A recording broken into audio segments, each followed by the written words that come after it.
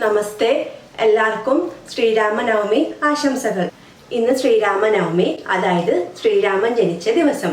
അപ്പൊ നമുക്കിന്ന് സാൻസ്ക്രിറ്റിൽ ശ്രീരാമനവമിനെ കുറിച്ച് ചെറിയൊരു പാരഗ്രാഫ് എഴുതാൻ പഠിക്കാം. അപ്പോ ആദ്യം രാമനവമി ഏകഃ ഹിന്ദു പർവഃ അസ്തി.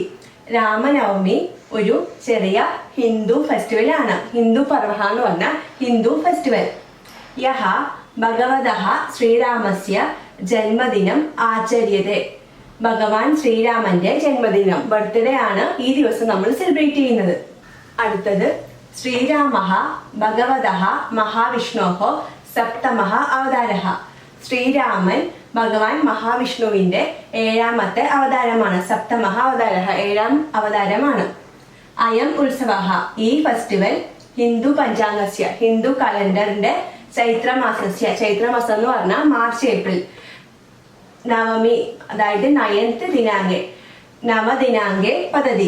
ഈ ഫെസ്റ്റിവൽ വരുന്നത് ചൈത്രമാസത്തിന്റെ 9ാം തീയതിയാണ് ഈ ഫെസ്റ്റിവൽ വരുന്നത്.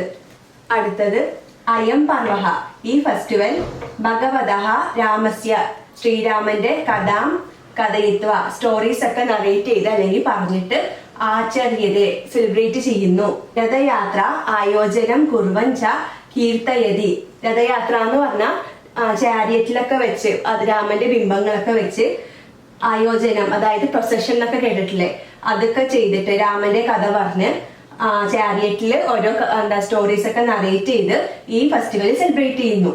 അടുത്തത് അയം ഉത്സവഃ, ഈ ഉത്സവം സമ്പൂർണ്ണ ഭാരതെ, ഈ ഇന്ത്യ മുഴുവൻ വിശേഷതഃ, അതായത് ഈ ഉത്സവം ഇന്ത്യ മുഴുവനും ആഘോഷിക്കും. എസ്പെഷ്യലി അയോധ്യയിൽ, അയോധ്യാം ഭവതി, അയോധ്യ എന്ന് പറഞ്ഞാൽ ശ്രീരാമ ജന്മഭൂമി. അപ്പോ ഇന്ത്യയിൽ മൊത്തം ആഘോഷിക്കും, കൂടുതലും അയോധ്യയിലായിരിക്കും. യത്ര ഭഗവതഃ രാമസ്യ ജന്മസ്ഥാനം അസ്തി, ഭഗവാൻ രാമന്റെ ജന്മസ്ഥലമായ അയോധ്യയിലാണ് ഈ ഫെസ്റ്റിവൽ കൂടുതലും ആഘോഷിക്കുന്നത്. അപ്പൊ നമ്മൾ ഇന്നത്തെ ക്ലാസ്സിൽ ശ്രീരാമനവമിനെ കുറിച്ച് ചെറിയൊരു പാരഗ്രാഫ് എഴുതാൻ പഠിച്ചു. അപ്പോൾ എല്ലാവർക്കും ശ്രീരാമ ജയന്തി ആശംസകൾ. ജയ് ശ്രീരാം.